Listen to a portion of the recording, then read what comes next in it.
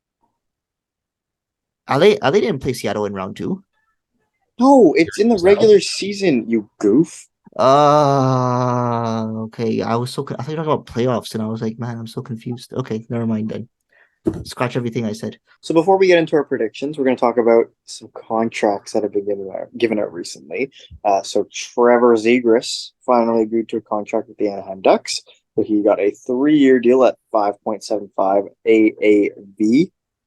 Thoughts on that being a good value contract, too expensive? Anyone?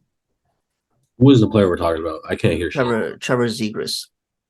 It's a crazy call. It's Kucherov's contract from whatever it was, 2017, whatever, where Kucherov had like back-to-back 60-point seasons and they gave him 3 times 6. At the time, it seemed normal, but now players are getting $8 million off of 40 or 50-point seasons at that age. So it's a little weird, but I don't know. Apparently, I said this to Evan, Verbeek is just like not a fan of Zegers' style of play. So that's just how that resulted in the contract. It's very hard to stay focused right now, but I'm trying my best. Yeah, now we can hear them, by the way. Yeah. Yeah. They're distracting me as well. Okay. Man, this editing is gonna be so annoying with this episode. Okay. Game is the game. Whatchamacallit? Yeah, I mean, I don't know. I'm not so shocked by this deal. It's bro, like It's a weird deal, yes. But even if he doesn't deserve any more. he does though. If you look at like Pedersen's bridge deal was like 3 times like 6.75. And you can't even bring like the tax argument because California was Yeah. in the similar thing with tax, and they both had very similar years prior to their contracts. And if you look at like Hughes, Stutzel, Suzuki, Caulfield, etc., like they're similar caliber players. When Zegers put up similar, if not better, numbers than them in his first 2 years, and he's getting less money than all of them by a mile because they don't want to commit long term or whatever. Yeah. Yeah, I mean, So like it could bite them in the butt though if he puts up like 80 points next year and consistently does that the rest of his career, which isn't like out of the realm of possibility. They could screw them over. Because look at what Pedersen's doing now. After signing up 3 times 6.75, he puts up 102 points. Yeah. Oh, this could work in Zegras' favor if he does really well and then gets a huge payday in 3 years. Yeah. Whether it's with Anaheim or with someone else. I think it's more likely that does happen, but yeah, I think it remains to be seen if he stays in Anaheim. Like I think him or Verbeek has to go. Yeah. And was there another contract? Was there another contract? Evan, what's your stance on this contract actually? Pretty good deal for Anaheim. It is a good deal for Anaheim. Oh, yes. That's actually correct. Oh yeah. All right. All right. Now we can move into our predictions. Okay, so the Sufi, prediction since this was Sufi's idea, why don't you tell everyone what you wanted to do this podcast? Okay, so I think we did something similar last year, but I don't know for sure.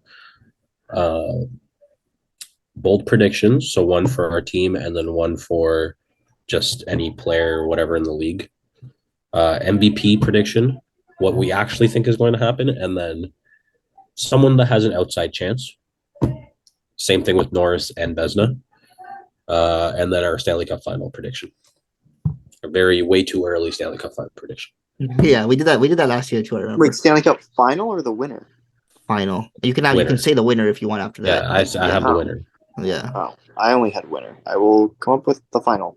Just pick the other conference team. Okay, so why don't we start with the MVPs then? We'll do MVPs most likely and the long shot.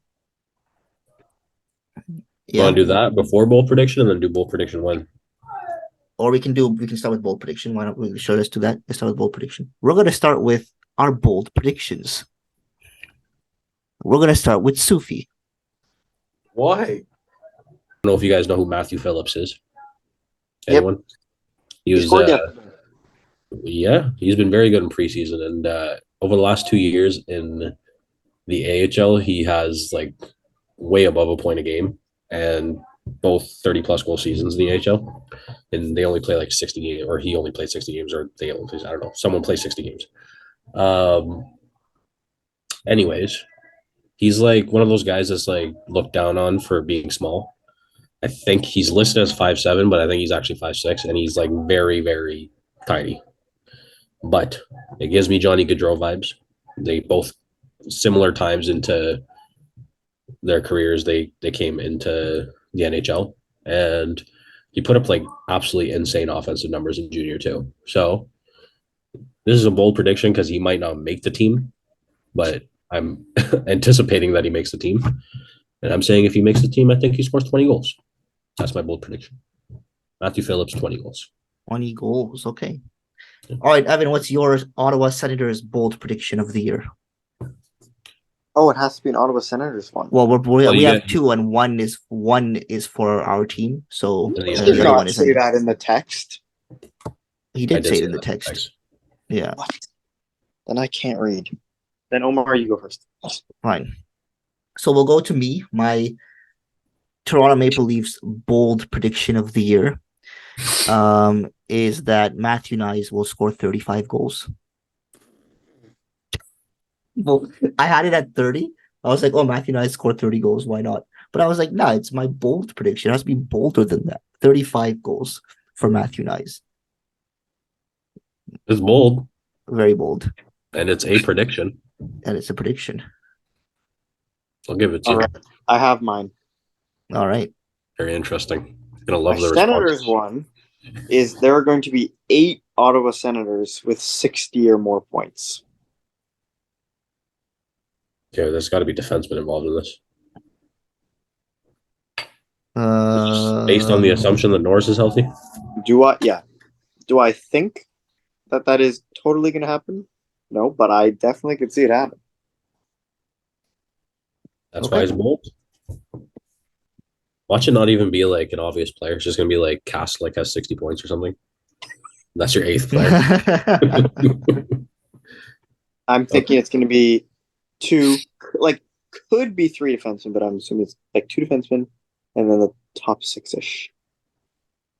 I think the defenseman will be the hard part because having 3 defensemen or 2 defensemen even with like 60 plus is a So lot. I'm gonna assume you're saying Shabbat and Chikun are gonna have 60 plus points then. It depends on Sanderson. power play. Yeah. Depends on power I play. mean, I don't think Sanderson is hitting 60 points, but sure. That's it's a bold why prediction. it's bold. It's a bold prediction, true. It's And I really was like, just I bold could with say like the- 6 or 7, but no, 8. It's really just bold because of the defenseman and injuries. Like this has to be like everyone is healthy, otherwise it doesn't work. Yep.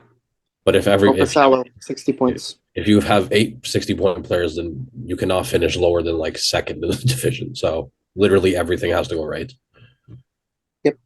Fair enough. All right, Sufi. So your second bold prediction, the general one. I was deciding between 2.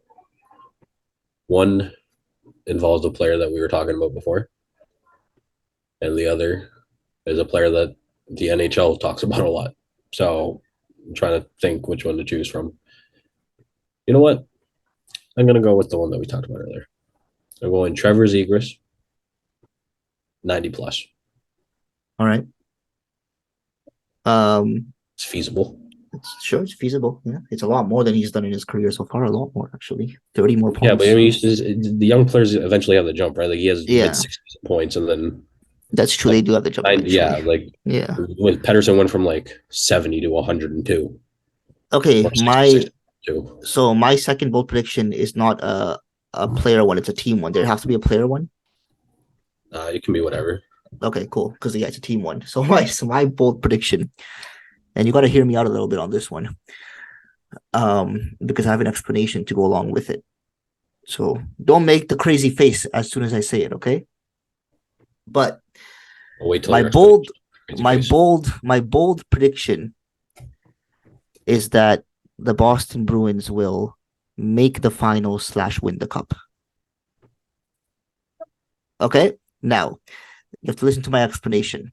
First of all, this contradicts my division rankings and contradicts my Stanley Cup final prediction as well. So that's why I was wary of saying it. But it's a bold prediction, so I thought I'll put it in there.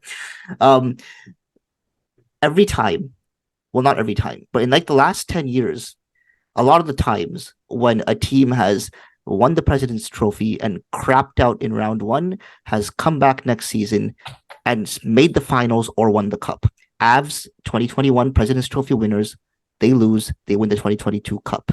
Lightning 2019 President's Trophy, they get swept, they win the cup 2020. Capitals 2017 President's Trophy, they win the cup 2018. Panthers 2022 President's Trophy, they didn't win the cup this year, but they made the finals. So my prediction is the Boston Bruins could possibly squeeze in a pretty wide open Atlantic division. And if they squeeze in, you never know. I think the only Honestly, at first I was like, whoa. And then I'm like, you know what? I love that. I get the logistics behind it. The only problem is like the other teams that you're talking about didn't get significantly worse over the offseason.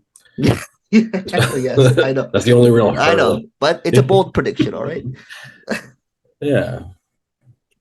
All right, Evan, what's yours? Do we think Charlie Coyle's having here? Because that's kind of important. Maybe if they trade for Mark Scheifele, who knows? You never know. Yeah. All right.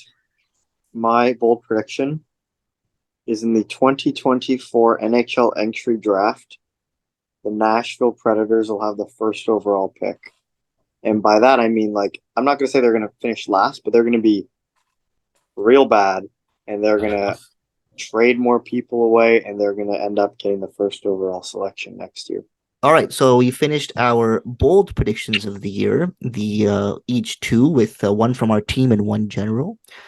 And we're going to move on to our next picks, which are our 2023-2024 most valuable player predictions. So we have one that we think will most likely be the one, so the one we actually think, and then we're going to have one pick which will be considered kind of a long shot, but we wouldn't be surprised if we saw it happening. Precisely. Well put. Exactly how I said it. So this time we'll start with Mr. Evan. What is your most likely, most valuable player of the year? And I think we can get through this part of it really quickly. Yeah, if we have to do expectations here, I'm going to be... Let's be honest here. We're all going to have the same person. Yeah. It's obviously Eric Brandstrom. I'm wearing his PAT right now. He's great hair. Evan's not moving. Evan's frozen. And you're like, yeah, there you go. All right. So who's your MVP? I told you. It's not Eric Brandstrom. Give me a real answer. It's Connor McDavid. For me, it's also Connor McDavid. Mine's Connor, but McDavid. Connor. All right, let's go to the exciting one now. Back to Evan. What is your long shot MVP? Or who is your long shot MVP?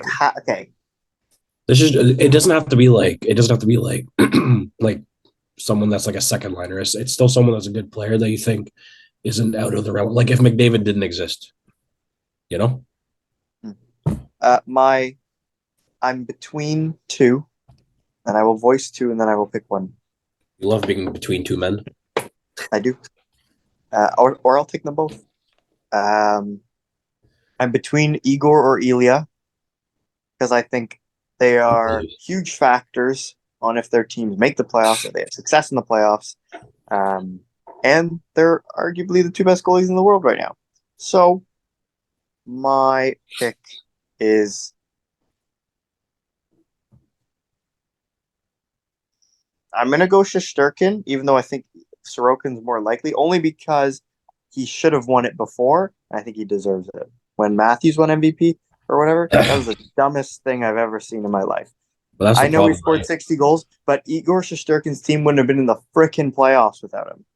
But that's the problem, right? Like, he didn't win it off, like, one of the best goalie seasons that we've had in the last, like, decade. Like, aside from Price. That's what I'm saying. So he's going to have another one, and they're going to be like, you know what? He deserves it. Didn't he beat Price this season in numbers that year? Price's season was different because Montreal. Yeah, that's true. Even though the Rangers 5-on-5 weren't good, they got much more goal support than Price did, like at least on the power play. Okay. Evan, I will have no Matthews bad talking though. He fully deserved the MVP. No, he didn't. I was fully legit deserved on the the MVP. train of like he a finalist, sure, but there's no way he should have won. 100%. Well, if he's a finalist, of course he should have won. Eh? It's not like they took a player who was completely undeserving and gave him the MVP. No, but if you looked at the numbers, like I'm not even an Igor Shesterkin guy. I don't really give a shit if Igor Shesterkin does anything. But like if you just look at that, he was so like the most valuable person to his team. If you took away Matthews, instead of Nylander, Marner, and Tavares, they still easily, like, I'm not gonna say easily, but like would most likely have made the playoffs.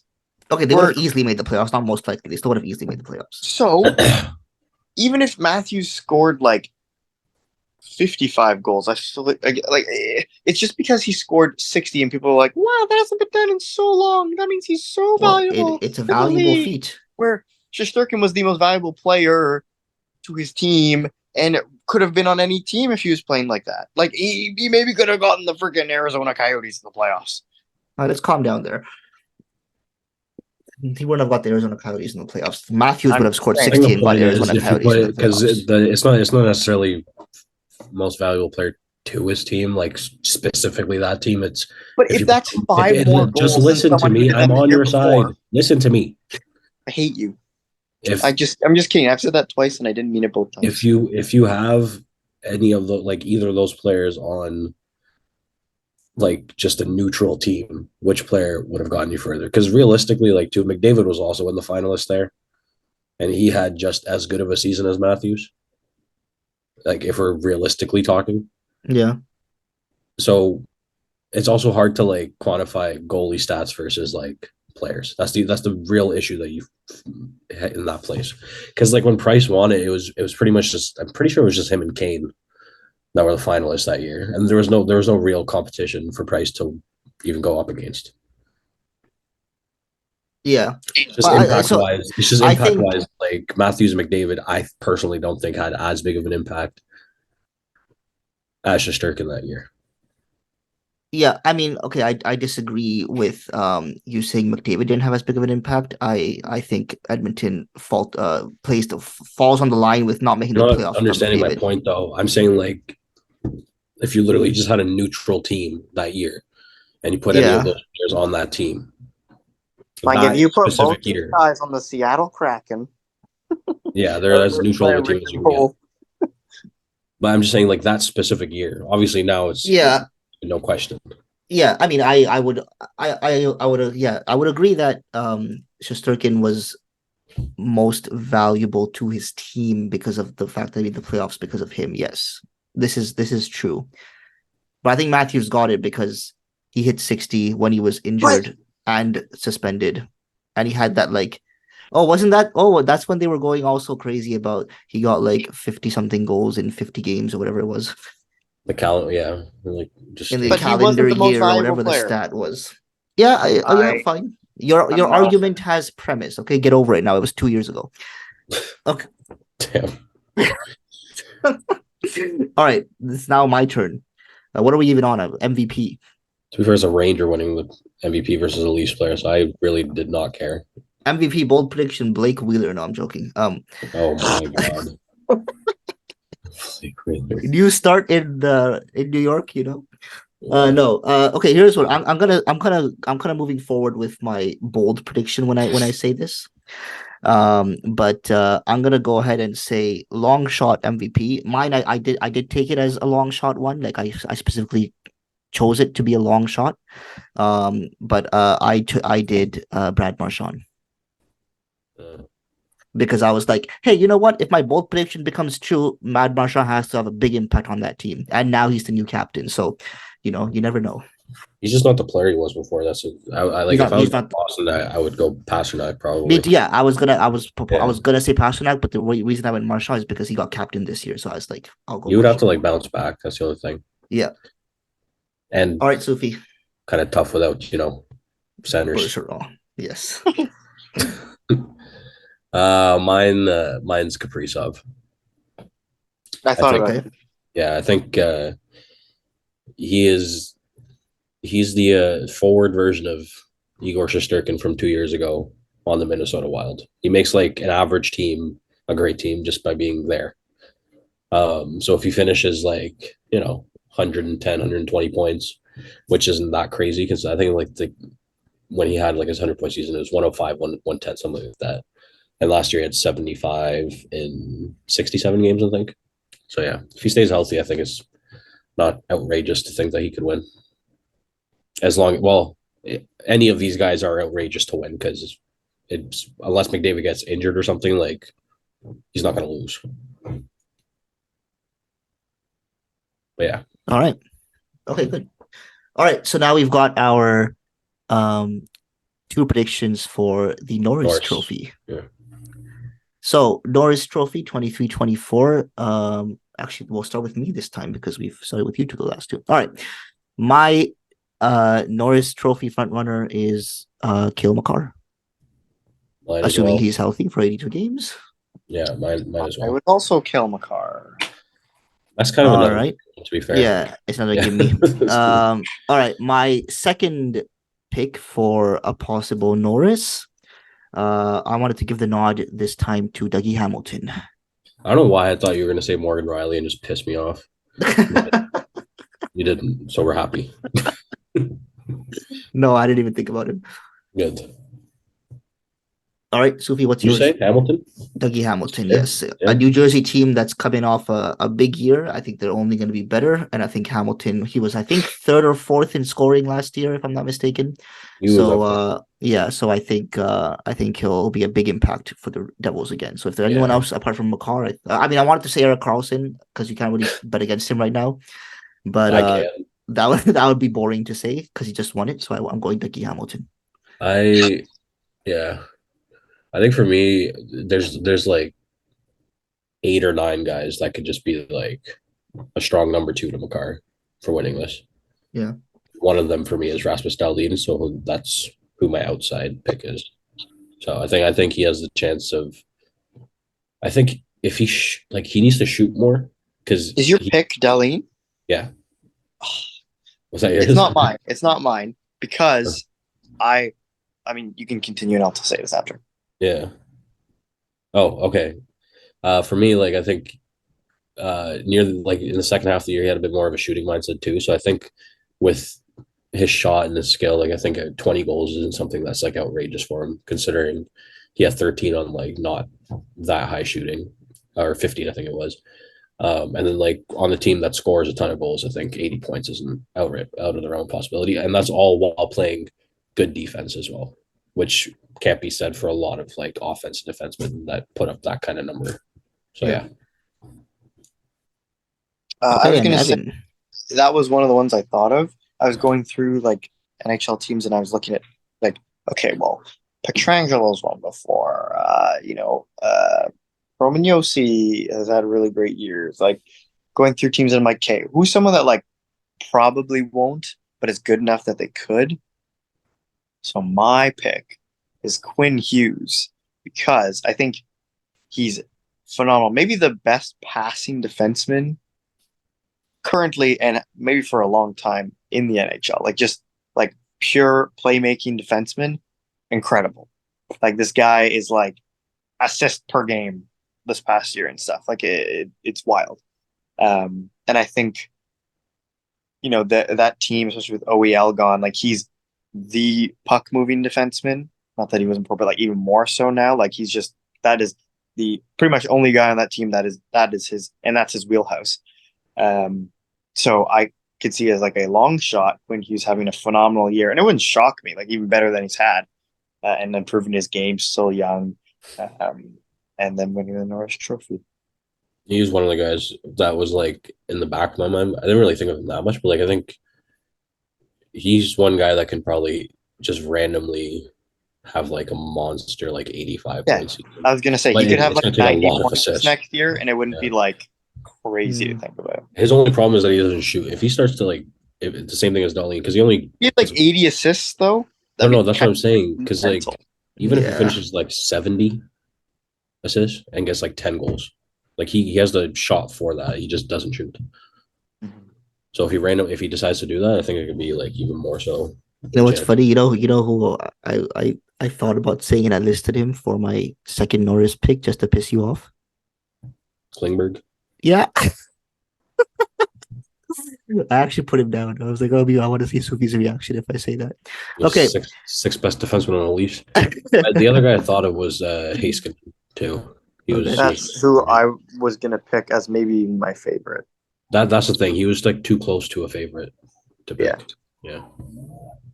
They're outside. All right. Now. So after Norris, we've got our 2 picks for the Vezina Trophy, and we'll start this one with Sufi.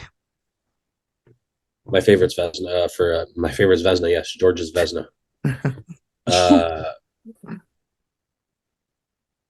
Ilya Sorokin.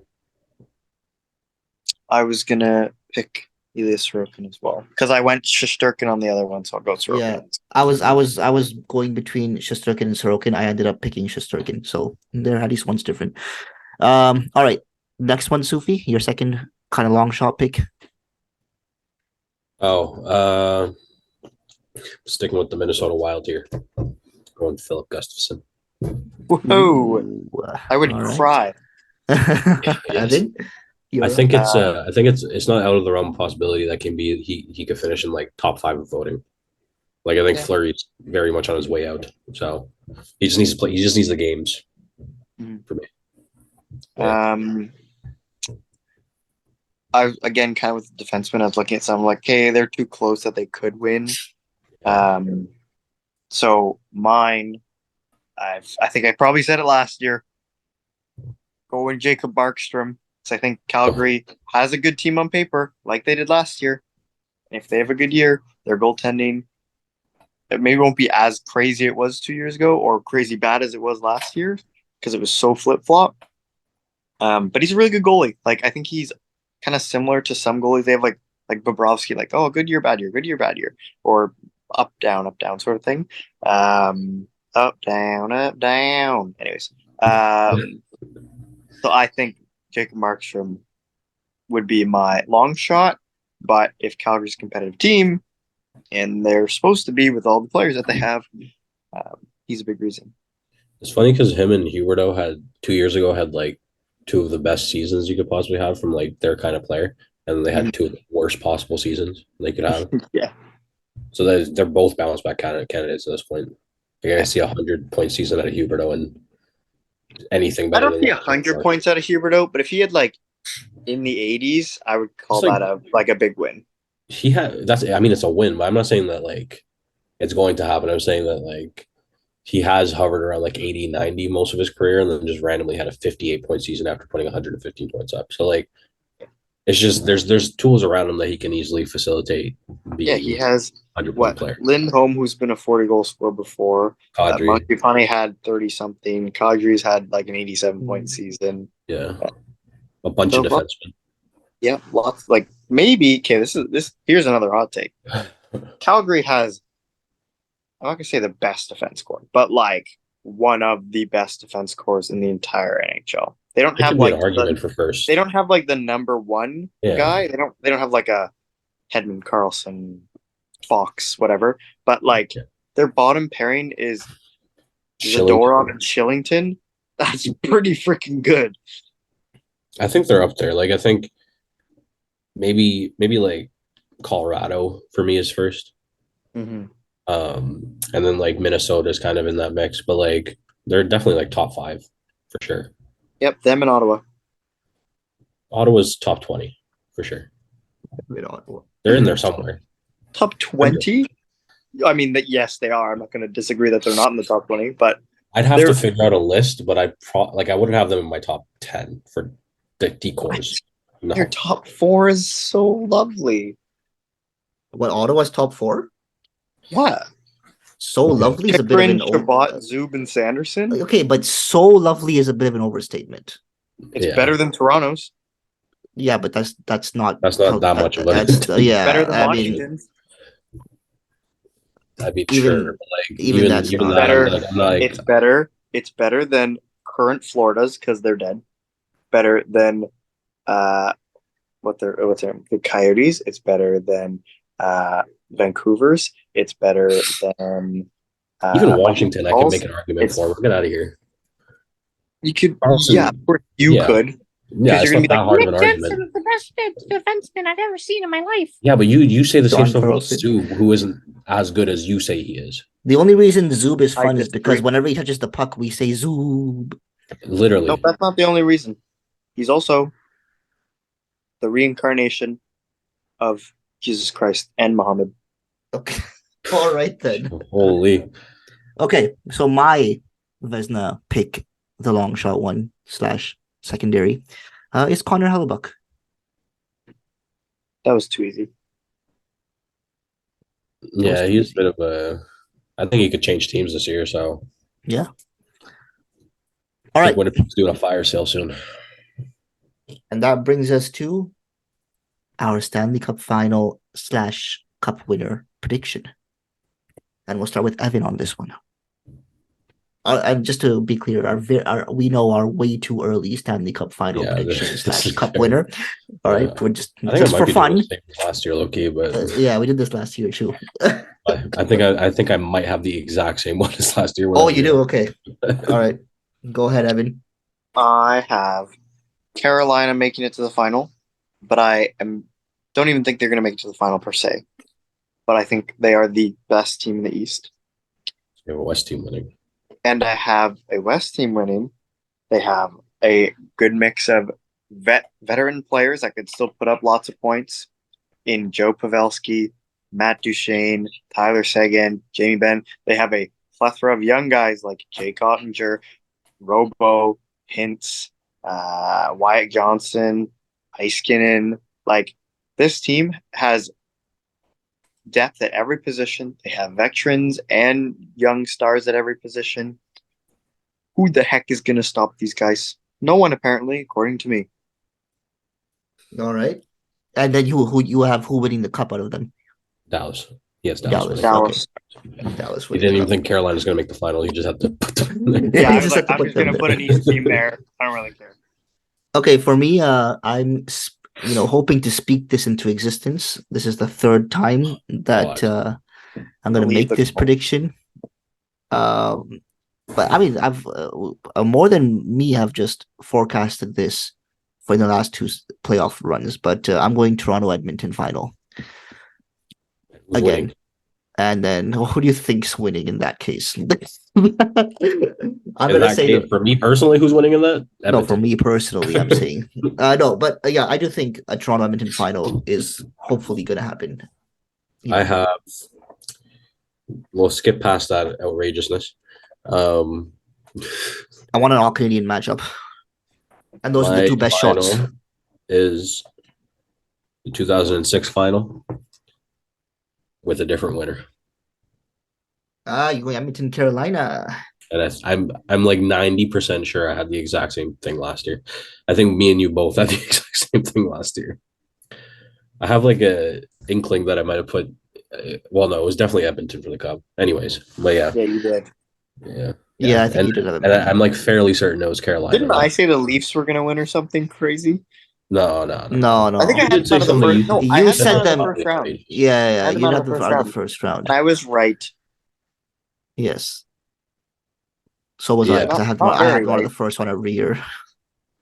Yeah, but I think that we have our Stanley Cup favorites. I think it's definitely like Edmonton, Colorado out of the West, Dallas out of the West. There's 3 in the West for sure, and then even Vegas to an extent, I guess. But the East is Vegas too. Yeah, Vegas. But I think, and then the East is like way wide open. Yeah, that's why I was like, I think all the East teams are good, but there's not an East team where I'm like, oh, like Tampa could win. I still think. I think Carolina could win, but I think like there's a lot of like pretty good teams in the East, but there's some great teams in the West. The only thing is like the third round curse. All you need to do is make the final. So like these teams are just gonna beat up on each other, and then whichever one wins, it's like then you only have to beat one Western team. Yeah. I think McDavid has to win this year, bro. I'm tired of this.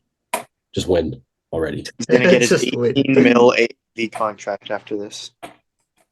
Oh, yeah, no. If Edmonton wins, Draisaitl's extension is going to be something Yeah. serious. It's You guys gonna hear be about like the salary cap? 15. Oh yeah, it's gonna go up to 87 to 88. Then we Yeah. can sign Shane Oh. Pinto. Yes. Yeah, just If give he's it a ever year. not injured. Pinto, Norris. Sorry, Norris. Never mind. Sorry, mixing up Pinto, players here. If Pinto was injured, they could have given him less money, but all right. All right. Well, that was our. Thanks for tuning in, guys. That was it for today. We'll be back with a stock game and whatnot next week. And next week we will not preview. Actually, we'll give you our thoughts on the beginning of the season. Hopefully, Yeah, the so first week. excited. The first week of the season. So very, very excited to get that going.